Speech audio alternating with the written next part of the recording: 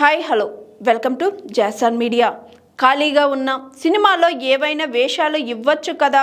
అప్పుడు చిరు పవన్ ఏమన్నారంటే, టాలీవుడ్ ఇండస్ట్రీలో విలన్గా, కమెడియన్గా, క్యారెక్టర్ ఆర్టిస్ట్గా తనదైన ముద్ర వేశారు దివంగత సీనియర్ నటుడు కోట శ్రీనివాసరావు. ఆయన గతంలో ఇచ్చిన ఓ ఇంటర్వ్యూ ప్రస్తుతం సోషల్ మీడియాలో మరోసారి వైరల్గా మారింది.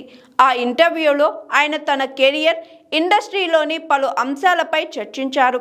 తాను ఎన్నడూ అవకాశాల కోసం ఎవరిని వెళ్ళి అడగలేదని, అది తన బ్యాడ్ హ్యాబిట్ లేదా గుడ్ హ్యాబిట్ కావచ్చు అని పేర్కొన్నారు. కరోనా ముందు వరకు దాదాపు 20 గంటలు పని చేసిన తనకి ఆ తరువాత పని లేకుండా ఖాళీగా ఉన్నానని తెలిపారు. ఆ సమయంలో తనకు ఆఫర్లు లేక ఖాళీగా ఉండగా పవన్ కళ్యాణ్, చిరంజీవి, త్రివిక్రమ్, వివి వినాయక్ లాంటి వారికి ఫోన్ చేసి డబ్బు కాదు, కాస్త సరదాగా వేషాలు ఏమైనా ఉంటే ఇవ్వచ్చు కదా అని పరోక్షంగా అడిగినట్లు చెప్పారు. అలా క్రిష్, పవన్ కళ్యాణ్ కాంబినేషన్లో వచ్చిన హరిహర వీరమల్లు చిత్రంలో కోట శ్రీనివాసరావు నటించగా అదే ఆయన చివరి సినిమా.